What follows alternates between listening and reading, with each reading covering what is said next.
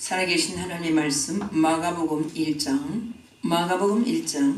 35절 말씀부터 39절까지 시작. 새벽 오히려 미명에 예수께서 일어나 나가 한적한 곳으로 가사 거기서 기도하시더니 시몬과 및 그와 함께 있는 자들이 예수의 뒤를 따라가 만나서 가로되 모든 사람이 주를 찾나이다 이르시되 우리가 다른 가까운 말들로 가자 거기서도 전도하리니 내가 이를 위하여 왔노라 하시고 이에 온 갈릴리에 다니시며 저희 여러 회당에서 전도하시고 또 귀신들을 내어 쫓으시더라. 아멘. 네, 반갑습니다. 네, 이제 화창한 봄날을 우리에게 주셨습니다. 네, 요즘은 날씨 그조차도 얼마나 참 이게 기대가 되는지. 네, 워낙 날씨가 그렇게 만만하지 않기 때문에 화창한 하늘을 볼 때 오늘 기적의 날이구나, 오늘 아름다운 축복의 날이구나 그런 생각이 듭니다. 네, 우리는 인생을 이처럼 어떻게 살아가고 있느냐 참으로 중요합니다. 우리는 인생을 어떻게 살고 살아가고 있을까, 이것도 참으로 중요하지만 이보다 더 중요한 것은 바로 무엇을 중심으로 살아가고 있느냐라는 이것이 너무나 중요하다라는 사실입니다. 그런데 이미 인생이 무엇인지 결론을 잘 내려놓고 있습니다. 이사야서 2장 22절 말씀에 너희는 인생을 의지하지 말라. 그의 호흡은 코에 있나니 수의 질가치가 어디 있느냐라고 말씀하십니다. 야고보서 바로 4장 14절 말씀에 보면 너희는 내일 일을 너희가 알지 못하는도다. 너희 생명이 무엇이뇨? 너희는 잠깐 있다가 없어지는 안개다 라고 말씀을 하셨습니다. 네, 참 인생이 무엇인지 너무나 정확하게 완전하게 성경은 이렇게 기록하시고 있습니다.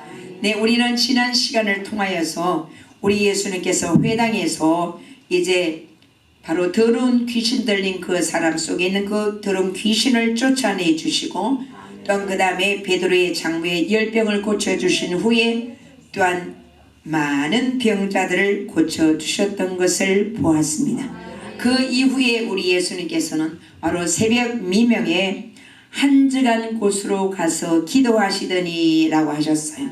새벽 미명에 한적한 곳으로 가셔서 기도하시고 난 다음 그 다음에 이제 나병 환자와 곧 문둥병자죠.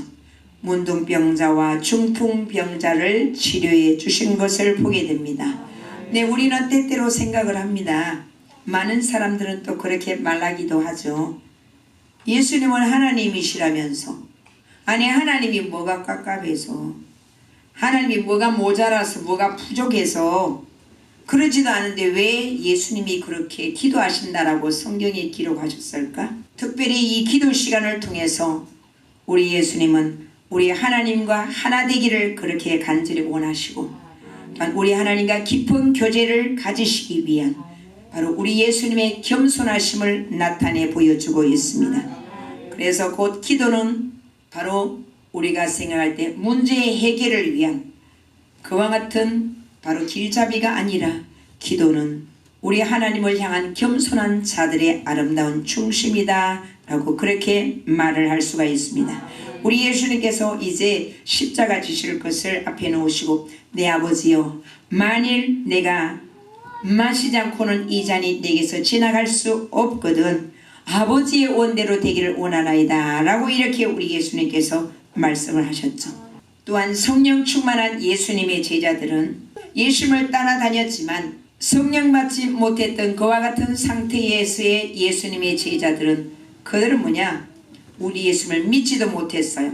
하지만 사도행전 2장에 임하신 우리 예수님께서 약속하신 그 성령을 바로 보내주신 성령을 받은 예수님의 제자들, 즉 이제 사도된 그와 같은 그 자들은 우리는 기도하는 것과 말씀 전하는 것에 전무하리라 라고 그렇게 바로 고백했던 것을 보게 됩니다. 이 기도라는 것은 참 신기하고 오묘하죠. 우리가 별로 그렇게 좋아하진 않지만 온전하지 않은 그 하갈의 부름조차도 우리 하나님께서는 들으시고 이스마엘을 낳게 하시고 그 낳은 이스마엘로 하여금 아브람과 사라의 사이에서 나온 그 이삭을 무시하는 걸 보고 사라가 쫓아냈죠. 예, 사라가 이제 쫓아냈습니다. 그럴 때 어땠어요? 그가 이제 하갈과 이스마엘이 방성대곡하며 그렇게 웁니다. 그것을 우리 하나님께서 보시고 뭐냐? 하나님께서 그래 너도 내가 외면하지 아니할 거야. 너의 부르짖음조차도 내가 듣고 너를 번성케 할 거라 라고 그렇게 약속을 하셨죠. 별로 우리들한테는 별로 마음에 들지 않습니다만은 어쨌든 간에 그것조차도 보면 우리가 쭉 거슬러 올라가면 바로 하나님께서 아브라함에게 약속하신 바로 이방인들까지 열국에 이르기까지 바로 구원의 기회를 선포하시는 그와 같은 하나님의 바로 사랑이신 것을 또한 하갈을 통하여 보여주고 계십니다. 네, 한나의 그 애통하는 기도로 말미암아 우리 하나님께서는 사무엘을 낳게 하시고 또한 미스마 대성회의 사무엘의 그 기도로 말미암아 우리 하나님께서는 칼과 창이 아닌 하나님의 말씀의 무기로 블레셋과의 그 전투에서 바로 이기게 하셨다는 사실입니다. 우리는 또 잘 알고 있죠. 열왕기상 18장에 보면 갈멜 산상에 바로 엘리야의 그 기도, 엘리야의 그 기도로 말미암아 바알 선지자 450명과 또한 아세라 선지자 그와 같이 400명을 잡아들이게 하시는 그것도 여전히 칼과 창과 세상에 바로 그 무기가 아닌 오직 여호와 하나님을 향한 그 무릎의 기도로 말미암아 바알과 아세라의 그 거짓된 선지자들 850인을 던져버리게 하셨다라는 사실입니다. 엘리사의 그 기도로 말미암아 수넴 여인의 아들을 바로 살려주셨죠. 우리는 또 기타 많은 기도를 여러분들 잘 알고 계시는 다리오 왕 때부터 고레스 왕까지 바로 총리로 세워졌던 이 다니엘, 그는 이 다니엘을 바로 모함하고 다니엘을 없애버리려고 했던 그 어떤 모함했던 그 총리들, 그들로 말미암아 바로 어떤 30일 동안 어떤 신에게나 어느 누구에게 기도를 하면 사자굴에 던져 넣을 것이다 라고 그렇게 왕의 어명이, 왕의 도장이 찍힌 어인이 찍힌 것을 알고도 그는 하나님께 기도하는 그 일을 절대 쉬지 않았다라는 사실이죠.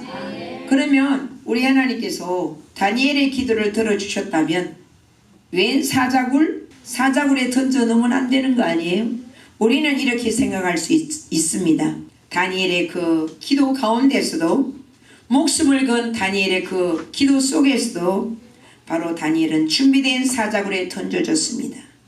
준비된 사자굴에 던져졌지만 우리 하나님께서 천사들로 하여금 사자들의 입을 봉하게 하셨어요. 그래서 몸이 조금도 상하지 않고 그때 바로 이제 다니엘을 참수했던, 다니엘을 고소하고 조롱했던 그와 같은 자들은 말하죠. 아유 뭐 사자한테 먹을 걸 많이 줬나 보지.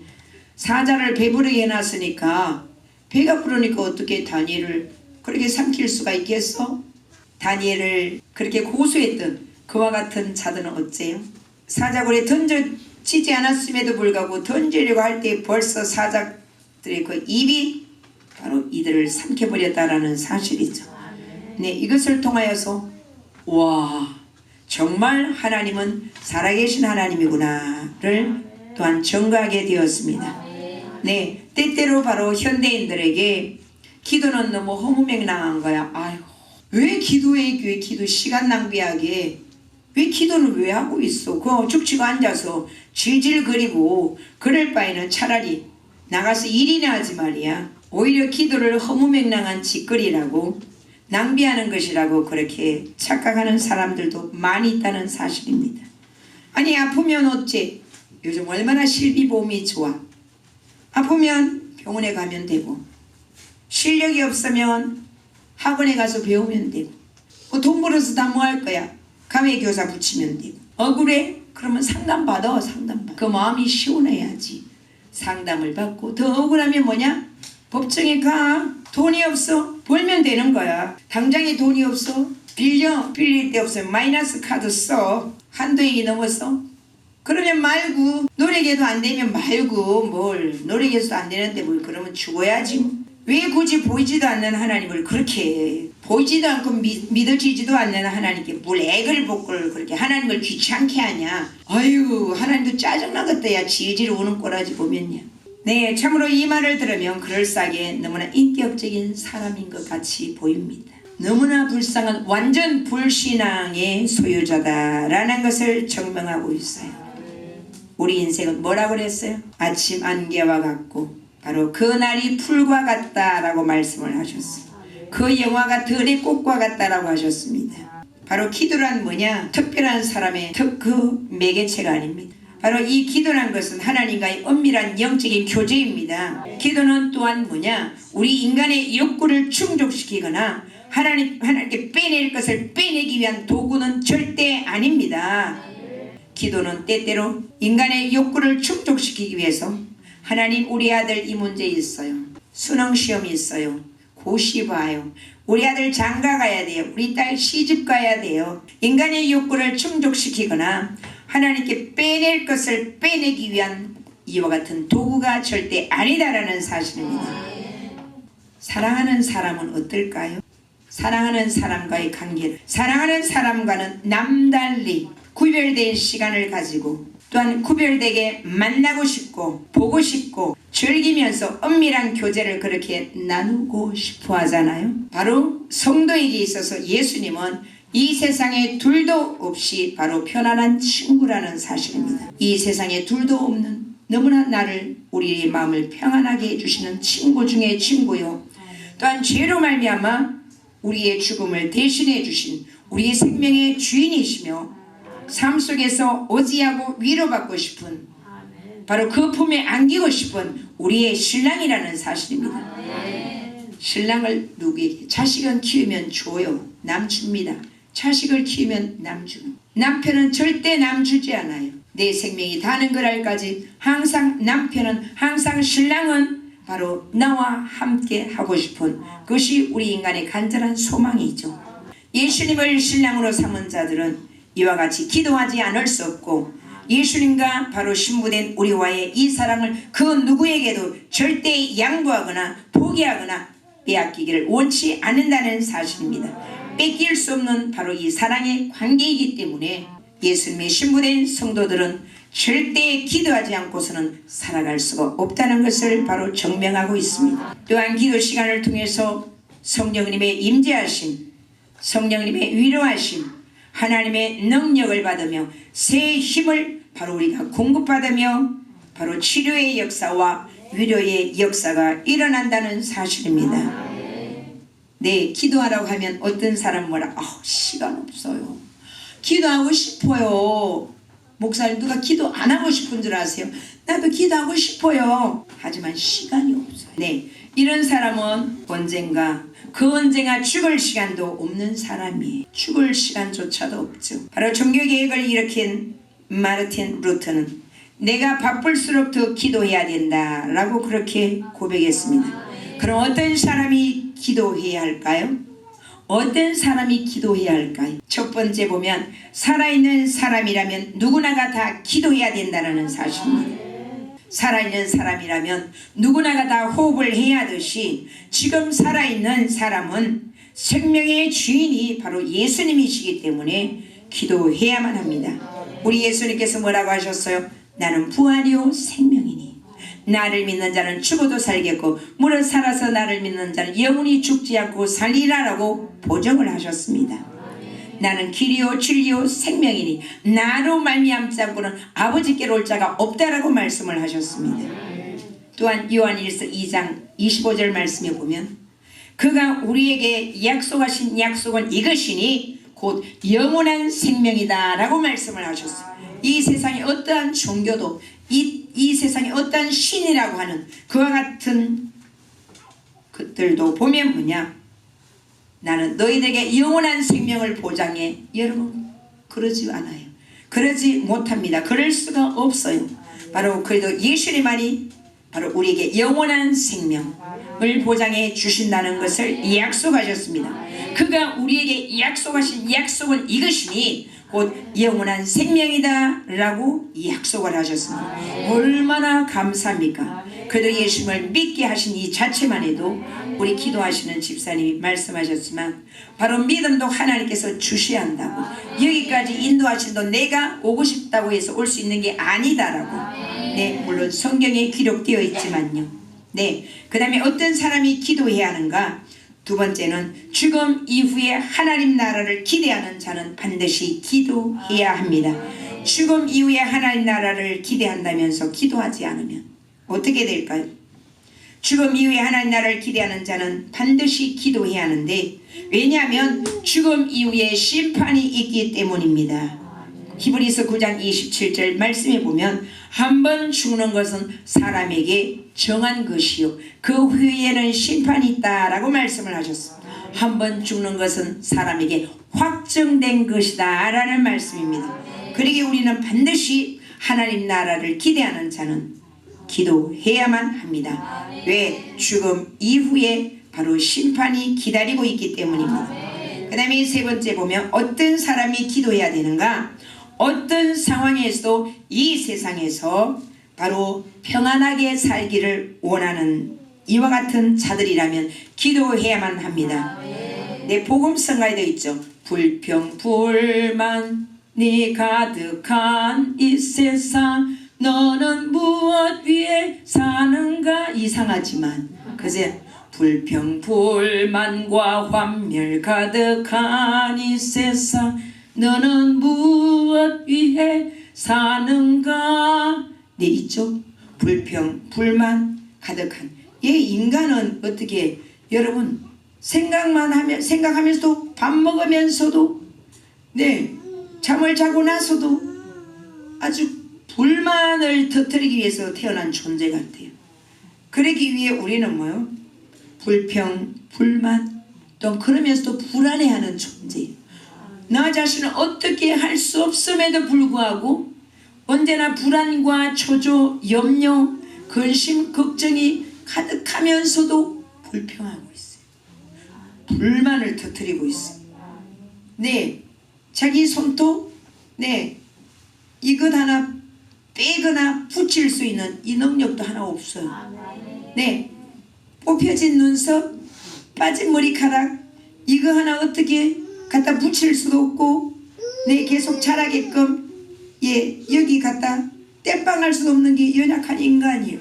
그러면서 왜 불평불만이 그렇게 많은지. 네, 어떤 상황 속에서도 불안함이나 불평불만이 아닌 늘 평안하고 감사한 삶을 살기를 원한다면 바로 기도하라 라고 하시는 말씀입니다. 우리 예수님 말씀하셨죠. 평안을 너에게 끼치노니 곧 나의 평안을 주노니 내가 너에게 주는 평안은 세상이 주는 것과 같지 않다 라고 말씀을 하셨어요. 네, 정말 믿음의 사람들 보면 얼마나 정말 감사한지. 하박국 선지자는 뭐라고 고백했어요? 뭐라고 하나님을 찬양했을까요? 비록 무화과 나무가 무성치 못하며 포도에 열매가 없으며 감람나무에 소출이 없으며 우리의 양이 없으며 밭에 식물이 없을지라도 나는 여호와로 인하여 기뻐하며 나는 여호와로 인하여 즐거워하리로다 라고 그렇게 하나님을 찬양했던 것을 보게 됩니다. 네, 우리의 믿음이죠. 네 번째, 어떤 사람이 기도해야만 하는가? 네, 우리의 인생을 하나님께서 책임져 주시기를 간절히 원한다면, 우리의 인생을 하나님께서 책임져 주심을 믿는다면 기도해야만 합니다. 우리 하나님께서 우리의 인생을 지금부터 영원히 책임져 주신, 또한 책임져 주시겠다고 약속하신 그 약속을 믿는다면 바로 우리는 삶의 최우선 순위가 오직 예수 그리스도가 되어져야 된다라는 말씀입니다. 네, 그렇다면 삶의 최우선 순위가 바로 예수님이신 이와 같은 성도의 삶은 어떠해야 될까요? 삶의 최우선 순위가 바로 그래도 예수님이신 것을 깨닫는 자의 삶은 어떠해야 될까요? 첫 번째 보면 내가 구원받았음에 감사할 줄 알아야 됩니다. 자격이 없는 나, 아무 가치도 없는 나, 바로 이런 나를 구원하여 주신 것만 해도 너무나 감사하다. 그러기에 우리는 무엇부터 감사해야 되냐? 나 때문에 예수님께서 십자가에 못 박혀 피 흘리시고 물까지 쏟으시고 죽으시고 부활하셨음을 바로 하나님께서 나에게 그것이 믿어지게 해주신다는 그 사실로 우리는 최고로 하나님 앞에 감사할 수 있어야 돼요. 감사하지 못한다는 그것은 뭐예요? 욕심 때문이에요. 욕심이 있는 한 절대 하나님 앞에 감사할 수 없어요. 욕심이 있는 한 인생이 평안할 수가 없고 인생이 즐거울 수가 없다는 사실입니다. 우리를 저주에서 지옥에서 건져주신 것 이것부터 감사할 때 그 다음에 얼마나 하나님을 향하여 구원해 주신 것 하나님께서 우리에게 은혜 베푸신 것이 감사가 되어질까요? 내가 그리스도와 함께 십자가에 못 박혔나니 그런즉 이제는 내가 산 것이 아니오 오직 내 안에 그리스도께서 사신 것이다. 이제 내가 육체 가운데 사는 것은 나를 사랑하사 나를 위하여 자기 몸을 버리시는 하나님의 아들 믿는 믿음 안에서 사는 것임을 날마다 우리는 고백하고 감사하며 그 구원의 은혜에 우리는 찬양할 수 있어야 됩니다. 그럴 때 바로 내 인생의 삶의 최우선 순위가 바로 그리스도 예수님이 된 자다라고 말할 수가 있습니다. 그러면 삶의 최우선 순위가 예수님이신 자의 삶의 두 번째는 곧 세상의 것을 자랑하는 자가 아닙니다. 가장 많은 것 최고의 것 엘리트의 것을 가졌어도 감사가 일어나지 않는 것은 뭐요? 세상의 것을 자랑하려고 하기 때문에 세상의 것을 자랑하고 세상의 것을 뽐내고 바로 세상의 것을 의지하며 그렇게 살아가려고 하는 자는 바로 삶의 최우선 순위가 예수 그리스도가 절대 될 수가 없습니다. 삶의 최우선 순위가 예수 그리스도가 되어지길 원한다면 우리는 세상의 것을 자랑하는 자가 아닌 예수 그리스도의 십자가의 그 피 흘리심 오직 그리스도 예수님의 십자가와 부활을 자랑하는 자가 되어질 때 바로 삶의 최우선 순위가 예수 그리스도시다라는 것을 고백하는 자의 모습입니다. 내게는 우리 주 예수 그리스도의 십자가 외에는 결코 자랑할 것이 없으니 그래도 말미암아 세상이 나를 대하여 십자가에 못 박히고 내가 또한 세상을 대하여 그러하다라고 그랬습니다.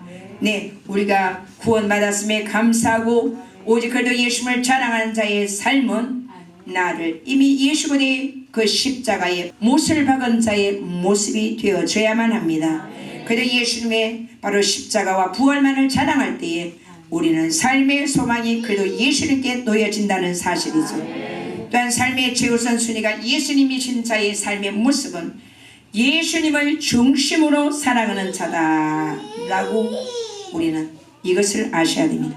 예수님을 중심으로 살아가는 자이며 받은 은혜를 늘 기억하여서 늘 상기하여서 감사할 줄 아는 자가 된다 이 말입니다. 우리는 바로 예수님을 중심으로 한 삶이 되어져야 됩니다.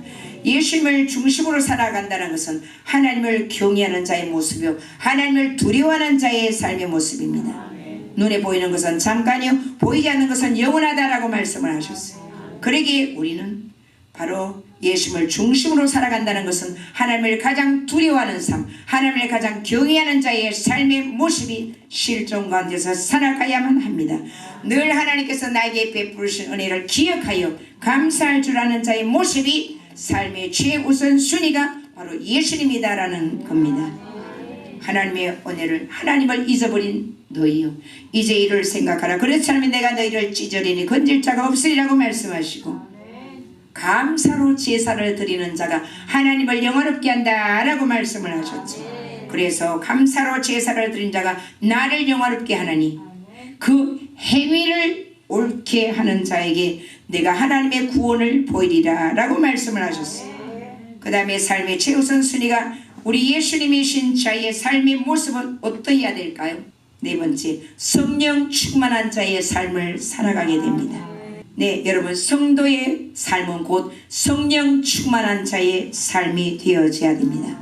성령 충만한 자의 삶을 살아갈 때 그도 예수님을 삶을 통하여 증거하게 되어지는 것이고 성령 충만한 삶이 바로 우리 인생에게 최고의 소망과 기쁨이 넘쳐난다는 사실입니다. 사랑하는 우리 부간교회 모든 성도님들, 사랑하는 성도님 여러분, 삶의 최우선 순위가 과연 누구입니까? 삶의 최우선 순위가 오직 그리스도 예수님이실 때만이 우리 인생에게 소망이 있음을 분명히 깨닫고 우리는 내가 구원받았음에 감사하고 세상의 것을 자랑하는 자가 아니라 오직 날 위해 우리 위해 인류 위해서 십자가에서 피 흘리시고 죽으시고 부활하신 예수님을 사랑하는 자가 되어질 때 예수님을 중심으로 살아가는 자가 되어지며 받은 은혜를 기억하고 감사하며 살아갈 때 그래서 하나님께서 베푸신 은혜를 무엇으로 보답할고 이처럼 성령 충만한 삶을 살아갈 때만이 언제나 하나님께서 보시기에 너는 삶의 최우선 순위가 나로구나 이와 같음을 깨닫고 이 세상을 살아갈 때 오직 그래도 예수님 안에서 최고의 소망을 가지고 그래도 예수님만을 증거하며 살아갈 수 있는 예수 그리스도 안에서 최고의 평안을 보장받으며 살아갈 수 있는 그래도 예수님의 사람들 되시기를 그래도 예수님으로 간절히 축원합니다.